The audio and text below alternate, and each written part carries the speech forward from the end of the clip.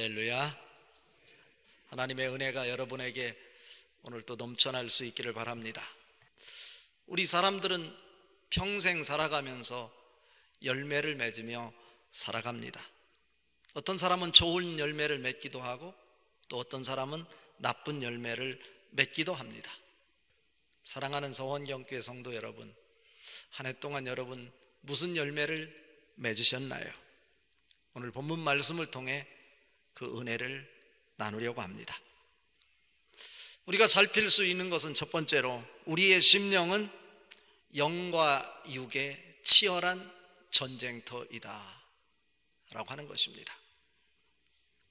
우리가 어떤 열매를 맺느냐는 우리 속에 우리가 무엇을 가지고 있느냐에 따라서 그 열매가 밖으로 나타나는 건데, 우리 속에는 좋은 것만 있는 것이 아니라 나쁜 것도 있어서 그 영과 육이 치열한 전쟁을 일으키고 있는 전쟁터와 같다라고 하는 거예요.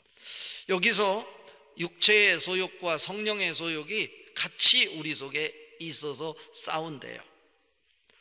그런데 여기서 성령의 소욕은 뭐고 육체의 소욕은 무엇일까? 라고 하는 거죠. 먼저 성령의 소욕이라고 하는 것은 우리 속에 내주하시는 성령으로 말미암아 우리에게 성령님께서 원하시는 이런 열망, 소원, 갈망을 주는 그런 마음을 성령의 소욕이라고 할 수 있어요. 그런데 그것만이 아니고 육체의 소욕이 우리에게 있다라고 하는 거예요. 육체의 소욕은 무엇일까요? 세상적인 것이고 일시적인 것이고 또 물질적인 것이고 자기 자신의 뜻과 자기의 영광을 드러내려고 하는 그런 마음이 또 내 속에서 막 들끓고 있다는 거예요. 그런데 이 육신의 소욕과 대비되는 성령의 소욕은, 육신의 소욕이 일시적인 것이고 자기중심적인 것이라면 성령님께서 우리 속에서 역사하는 것은 무엇을 말하냐면 하나님 나라에 관한 소망이고, 일시적인 것이 아니고 영원한 것이고, 또 육적인 것이 아니고 영적인 것이고, 자기의 영광을 구하는 것이 아니라 하나님의 뜻과 영광을 구하는 이런 마음이 있다라고 하는 거죠. 이것에 대해서 사도 바울도 말하잖아요. 로마서 7장 24절에 오라 나는 곤고한 사람이로다 이 사망의 몸에서 누가 나를 건져내랴. 사도 바울 같은 분도 자기 속에서 육신의 소욕과 성령의 소욕이 두 개가 막 싸우고 있는데 자기도 모르겠다는 거예요. 전쟁터가 되고 있다는 거예요. 우리도 안 그렇습니까? 이 상황 속에서 사도 바울은 우리의 이 상태를 누구보다도 잘 알고 그 싸움 속에서 성령의 소욕을 붙잡는 사람이 되어야 된다. 이것이 바로 하나님의 사람이다 라고 하는 것을 오늘 가르쳐주고 있는 것입니다. 그러려면 어떻게 해야 될까? 내가 성령의 소리를 듣고 성령에 붙잡힌 바 되을 때 비로소 우리는 성령님께서 나를 이끌어 가시는 것을 경험하게 되는데, 이것을 신학적으로 견인이라고 그러는 거예요. 하나님이 우리를 견인할 때 뭐에 예민하게 되냐면 성령의 소리에 민감하게 돼요. 성령이 하시는 일이 뭘까요? 요한복음 14장 26절에 보혜사라고 그러잖아요. 보혜사고 아버지께서 내 이름으로 보내실 성령, 그가 너희에게 모든 것을 가르치고 내가 너희에게 말한 모든 것을 생각나게 하리라. 대표적인 것이 뭐예요? 가르치고 생각나게 하는 거예요. 무엇을 가르쳐요? 육신의 소욕이 아닌 성령의 소욕을 따라 살아가야 된다. 하나님이 원하시는 비전의 방향을 향해서 성령님께서 가르치신대요. 그리고 무엇을 생각나게 한대요. 무엇을 생각나게 하는 거예요? 그동안 너희가 읽고 말씀을 통해 들었던 하나님의 말씀이 속속이 생각나게 하여 그 말씀 때문에 육신의 소욕을 붙잡지 않고 따르지 않고 성령의 이끌림 받을 수 있도록 우리의 방향을 잡아준다 라고 하는 거예요. 이 시간 여러분, 아무리 여러분 속에 육신의 소욕이 작동된다고 할지라도 그 육신의 소욕에 여러분 마음 뺏기지 않기를 바랍니다. 우선은 일시적으로 나에게 쾌락을 주고 기쁨을 주고 나에게 이득이 되는 것 같지만 옆에 사람의 눈가림을 할 수 있을지 모르지만 성령님은 한순간도 우리를 외면하지 않고 우리를 주목하고 계시고 우리를 통해서 하나님이 원하는 사람으로 그 방향을 향해서 걸어가기를 원하신다라고 하는 거예요. 여러분, 육신의 소욕이 내 속에서 끊임없이 나를 괴롭힌다 할지라도 그것에 의해서 사로잡히면 우리는 승리할 수 없어요. 하나님의 사람으로 영광을 만들어낼 수 없어요. 여전히 일시적인 것, 순간적인 것으로 해서 살게 되므로 존경의 대상이 되지 못해요. 그러나 나에게 아픔이 있고 힘들지만 훈련을 통해서 말씀 붙잡고 기도로 성령의 인도하심을 따라 성령의 음성에 민감한 반응을 보이며 살아가게 될 때 그 사람은 영원을 붙잡게 되고 구원의 완성을 이루게 되는 것입니다. 그 은혜가 여러분에게 넘쳐나기를 바랍니다. 또 한 가지 우리가 생각할 것은 뭐냐면 성령을 모시면 죄와 사망의 법에서 우리를 해방시켜 주십니다. 중요한 것은 성령을 내가 모셨느냐 그러지 않았느냐라고 하는 거예요. 오늘 읽은 말씀 18절 말씀 같이 한번 읽어봅니다. 너희가 만일 성령의 인도하시는 바가 되면 율법 아래에 있지 아니하리라 라고 하는 거예요. 율법은 좋은 거예요. 그런데 율법은 나쁜 거예요. 율법이 있기 전에는요, 법이 필요가 없어서 하나님을 직접 대면하고 살아가니까 뭐가 선인지 악인지 그거를 알 필요도 없었어. 그런데 아담이 범죄함으로 인해서 우리는 그것을 분간할 수 없는 사람이 됐어. 죄가 뭔지도 알지 못하고 어떻게 사는 것이 하나님을 기쁘게 하시는 건지 전혀 알지 못하고 살아가는 거예요. 이것이 자기 소견에 오른 대로 사는 사사시대의 이스라엘 백성들의 모습과 같은 거예요. 이런 상황 속에서 하나님은 우리에게 율법을 주었어요. 뭐 하기 위해서? 율법은 왜 필요해요? 약자를 보호하고 자기가 무엇을 잘못하고 있는지를 깨닫게 하기 위한 거울로서 율법이 필요한 거예요. 율법이 그 문제를 해결해 주진 않아요. 제가 언젠가도 말씀드렸잖아. 오늘 교회 나올 때 여러분 거울을 보고 오셨잖아요. 거울에 뭐가 묻었으면 어떻게 해요? 거울이 그것을 씻어주나요? 씻어주진 못해요. 아하, 뭐가 묻었다 라고 하는 것만 비춰주는 거예요. 그 씻는 것은 누가 해야 될 일이에요? 자기가 해야 되는 거예요. 자기가. 그러니까 율법이 있는 곳엔 뭐가 있어요? 죄가 있어요. 또 사도 바울은 말해요. 죄가 있는 곳에 하나님의 은혜가 더한대요. 이것은 무슨 말씀이요? 그래서 죄를 많이 져야 된대요. 어떤 사람은. 왜? 죄가 많아야 은혜가 더한다고. 그런 말 아니에요. 말씀 앞에 나를 비추면 그 말씀이 율법이 되어 나에게 죄가 무언지를 온통 들추어내요. 나로 하여금 추해서 감히 하나님 앞에 설 수 없도록 고개를 들 수 없도록 만들어내는 거예요. 그러니까 뭐예요? 그런 사람들에게는 뭐가 더 필요한 거예요? 은혜가 더 필요한 거예요. 그래서 죄가 더한 곳에 은혜가 더하다, 이런 말씀을 하는 거예요. 율법이 바로 그런 역할을 하는 거예요. 그런데 성령의 인도하시는 바가 되면 너희가 율법 아래 있지 아니하리라, 오늘 말씀하고 있는데, 율법 아래에 있다는 것은 뭘까요? 율법 아래에 있다고 하는 것은 내가 죄 아래에 있다고 하는 거예요. 저주 아래에 있다고 하는 거예요. 그리고 몽학 선생 아래에 있다는 거예요. 그런데 성령의 인도함을 받으면 내가 율법 아래에 있지 않게 된다. 성령 아래에 있다고 하는 게 뭘까요? 성령 인도하심을 받는다는 게 무슨 말일까요? 그리스도를 믿음으로 순종하게 되면 율법 아래에 있지 않겠다. 다른 말로 노예 아래에 있지 않겠다. 노예 아래의 신분에서 벗어나서 아들의 신분으로 바뀌어지게 된다, 이런 말 아니겠어요? 그러니까 결국 성령의 인도하심을 받는 자는 이런 율법이 휘두르는 지배력 아래에 있지 않게 된다고 하는데, 이게 무슨 의미일까? 앞에서 말씀드린 것처럼 율법은 우리를 구원하는 능력이 없어요. 단지 율법은 사람을 속박하는 거예요. 제 아래 죄인이라고 하는 것을 밝혀주는 거예요. 그래서 우리로 하여금 죄 때문에 죽을 수밖에 없다고 하는 것을 가르쳐주는 역할을 하는 게 율법이에요.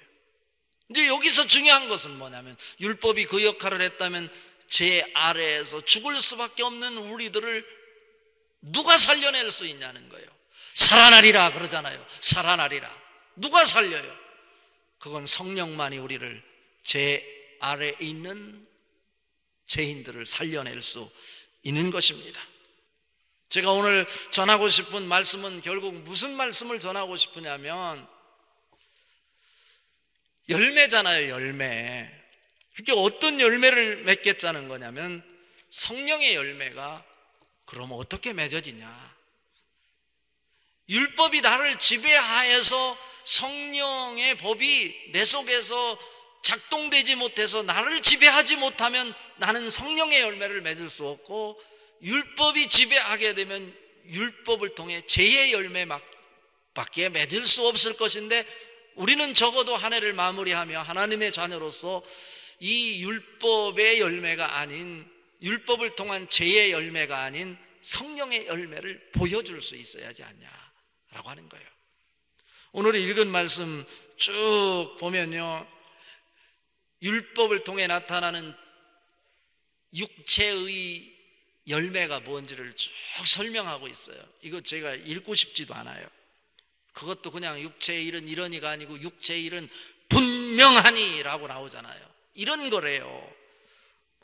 쭉 그것이 19절부터 21절까지 쫙 설명하고 있어요.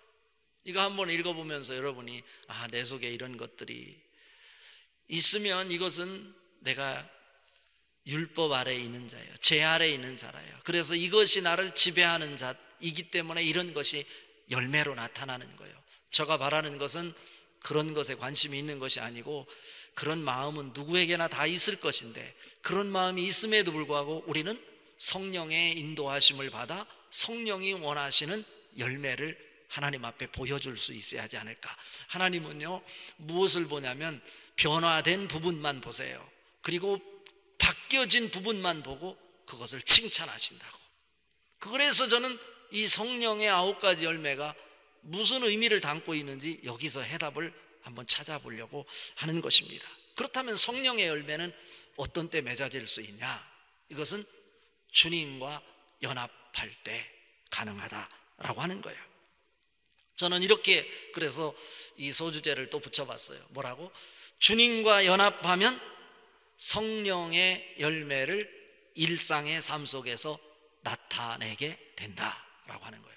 또 제가 포커스를 어디에 두냐면 일상의 삶이에요. 성령의 열매가 뭡니까? 우리 같이 한번 읽어봐요. 22절부터 23절. 오직 성령의 열매는 사랑과 희락과 화평과 오래 참음과 자비와 양선과 충성과 온유와 절제니 이 같은 것을 금지할 법이 없느니라. 금지할 법이 없대요. 성령이 내 속에서 작동되어 생명으로 나를 지배하면 내 속에서 어쩔 수 없이 나타나는 열매가 있는데, 이것이 성령의 9가지 열매래요. 저는 이것을 읽으면서 하나님의 은혜다, 뭐 이런 생각을 많이 해봐요. 나 같은 사람이 어떻게 감히 성령의 열매를 맺을 수 있을까? 그런데 나 자신을 돌아다 보니까 내 속에 어느덧 성령의 열매가 있어요. 이것은 하나님의 은혜다. 왜 그러냐면 성령의 열매는 내가 무엇을 해서 잘나서 좋은 일을 해서 맺어지는 게 아니더란 말이에요. 주님과 내가 연합해서 주님 때문에 맺혀지는 열매더라는 거예요. 그런데 정말로 내가 한 해를 마무리하면서 성령의 9가지 열매가 열매로 나타나고 있느냐, 이것은 확인해 봐야지 않을까요? 그것이 나타나고 있지 않다면 그 사람은 믿음에 있어서 문제가 있는 거예요. 믿음의 판단 기준을 성령의 열매를 통해서 점검해 보자는 거예요. 연말 정산을 해야 하지 않겠어요? 저가 은혜라고 하는 것은 뭐냐면, 우리가 비록 이방인이잖아요. 다른 말로 표현하면 돌감람나무잖아요. 돌감람나무에서 무슨 열매를 맺힐까요? 돌 열매를 맺혀요. 그냥 우리말로 얘기하면 땡감나무에서 뭐가 나와요? 땡감이 열려요. 고염나무에서 뭐가 열려요? 고염이 열려요. 그런데 뭐 하면, 젖붙이면 고염나무에서도 고염이 열리는 것이 아니라 감이 열려요. 이게 놀라운 비밀이에요. 이것을 성경에서 가르쳐주고 있는데 바로 젖붙입니다. 이것을 저는 연합이라고 보는 거예요. 결국 하나님께서 우리를 부른 것도 왜 불렀냐면 열매를 맺게 하기 위해서 불렀대요. 요한복음 15장 8절 우리 같이 한번 또 읽어봅니다. 너희가 열매를 많이 맺으면 내 아버지께서 영광을 받으실 것이요 너희는 내 제자가 되리라. 요한복음 15장 16절 또 같이 한번 읽어봅니다. 너희가 나를 택한 것이 아니요 내가 너희를 택하여 세웠나니 이는 너희로 가서 열매를 맺게 하고 또 너희 열매가 항상 있게 하여 내 이름으로 아버지께 무엇을 구하든지 다 받게 하려 함이라. 아멘입니다. 여러분, 하나님이 우리를 부르신 건 뭐 하기 위해서? 열매를 맺게 하기 위해서. 그리고 하나님이 그 열매를 맺는 것 보실 때 영광을 받으신대요. 그리고 우리로 하여금 단순히 열매를 맺는 것으로 끝나는 것이 아니라 너희가 원하는 것을 다 이루게 하시기 위해서 우리가 주님과 젖붙임을 통해 연합하기를 원하신다라고 하는 것입니다. 우리 사람들은 누구나 자기가 사는 지형이나 기후와 사귀는 사람 그리고 출신 부모의 영향을 받아요. 그렇잖아요. 자기는 전혀 아니었는데 누구와 결혼하냐에 따라서 그 사람의 영향을 받아요. 그래서 부부는 일심동체라고 해서 저분은 그렇지 않을 것 같은데요, 어떤 한 문제가 있으면 둘이는 한 마음이 되더라고요. 도둑질 할 때도요, 나쁜 일에 있어서도 부부는 하나로 돼요. 하나로. 이건 어쩔 수 없는 것 같아요. 그런 영향을 받는단 말이에요. 그렇다면 우리가 누구를 모시면, 성령을 모시면, 그분이 우리 속에 들어오시면 우리는 크리스찬이라고 그러잖아요. 그렇다면 우리가 모시고 있는 그분의 영향을 우리가 받을 수 있어요? 안 받아요? 당연히 받는 거예요. 그분을 모시면 그분의 영향을 받게 되는데, 그분을 모심으로 그분이 원하는 열매를 맺게 되는데, 그것이 성령의 9가지 열매다. 그런데 이 성령의 9가지 열매를 분석해 보니까 다 하나님의 성품이고 속성이기는 하지만 3가지의 관점에서 이 열매가 나타나고 만들어지는 것이다 라고 보는 거예요. 첫 번째는 하나님과의 관계 속에서, 두 번째는 인간과의 관계 속에서, 세 번째는 나의 내면과의 관계 속에서 나타나는 열매가 이 성령의 9가지 열매더라 이거예요. 자, 한번 살펴보자고요. 첫 번째, 하나님과의 관계 속에서 맺혀지는 열매가 뭐냐면 사랑과 희락과 화평, 이 3가지가 하나님과의 관계 속에서 맺어지는 열매예요. 우리가 그분과 연합하기만 하면 우리 속에 뭐가 만들어지는 거예요? 사랑이 만들어져요. 또 뭐가 만들어져요? 희락이 만들어져요. 평화가 만들어져요. 그러니까 예수를 믿으면 환경을 초월해서 나에게 평강이 있다고 그러잖아요. 나 속에 정말로 사랑이 있는가 한번 살펴봐요. 내 속에 여전히 미움이 막 작동되고 있는 건 아닌가? 이걸 한번 점검해 봐야지 않을까라고 하는 거예요. 두 번째로 인간관계에서 나타나는 것이 뭐냐면 오래 참음, 자비, 양선이라고 할 수 있어요. 오래 참는다는 것 뭡니까? 내가 하나님의 일을 하는데 고난과 비난이 있음에도 불구하고 그것을 참아내는 힘이에요. 이건 누구와의 관계 속에서, 사랑과의 관계 속에서 나타나는 거예요. 나는 무슨 일 앞에서 참아내지 못하고 그냥 화를 버럭버럭 낸다. 이것은 이 성령의 오래 참음의 열매가 없는 거예요. 사랑과 희락과 화평과 오래 참음과 자비와 양선. 여기 자비는 뭐예요? 자비. 불교에서 주로 쓰시잖아요. 자비하신 부처님하고. 근데 우리도 마찬가지예요. 자비하신 하나님 이렇게 기도한단 말이에요. 자비. 이것은 자비는 뭐냐면 상대를 향한 부드러운 마음이에요. 상대를 바라보면서 긍휼히 여기는 마음을 얘기하는 거예요. 이것을 영어로 표현하면 카인드니스라고 그래요. 친절을 베푼다고 그러잖아요.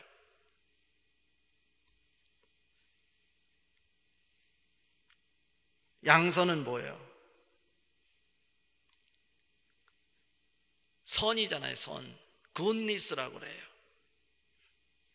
대가를 바라지 않고, 기대를 바라지 않고, 보답을 기대하지 않고 베푸는 태도. 누구에게 하는 거예요?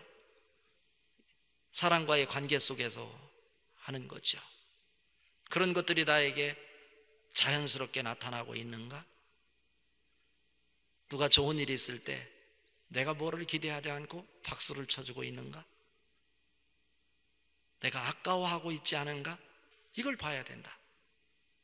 마지막으로 자기 내면에서 맺는 열매가 충성, 온유, 절제라고 하는 거예요. 여기서 충성은 뭐예요?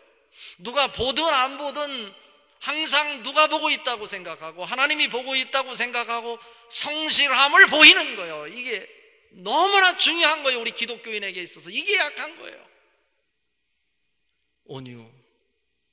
많이 얘기했어요. 제가 온유, 젠틀리스예요. 신사는 뭐 넥타이를 매고 삐딱 구두를 신고 양복을 입어야만 신사가 아니고 하나님 말씀으로 길들여져 있는 사람의 태도예요. 이건 내면의 모습이요.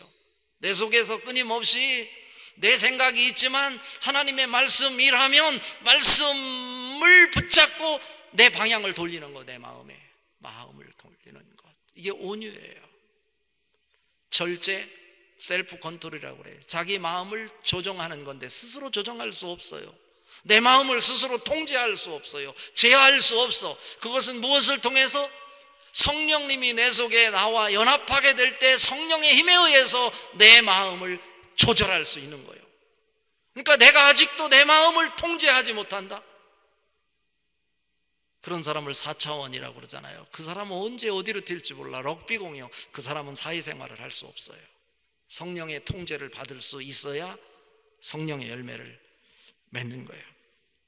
우리 속에 성령의 9가지 열매, 하나님과의 관계 속에서, 인간과의 관계 속에서, 내 내면과의 관계 속에서 이 열매가 얼마나 작동되고 있는지. 여전히 내 속에는 검은 말이 내 육신이 원하는 대로 나를 이끌고 가려고 하고 있지만 그럼에도 불구하고 나에게 흰 말인 성령님이 내 마음에 들지 않지만 하나님이 원하시는 그 방향으로 나를 이끌고 가려고 할 때 내 육체의 부분을 통제하고 제어하고 십자가에 못 박고 하나님이 이끄는 대로 이끌려갈 때 성령의 9가지 열매는 우리의 삶 속에서 풍성하게 작동될 것입니다.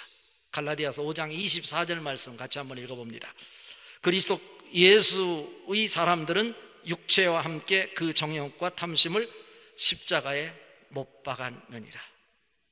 이 일이 매 순간 여러분에게 작동되어 성령의 9가지 열매가 여러분 내면 속에 일상의 삶 속에서 주렁주렁 열릴 수 있기를 주님의 이름으로 축복합니다.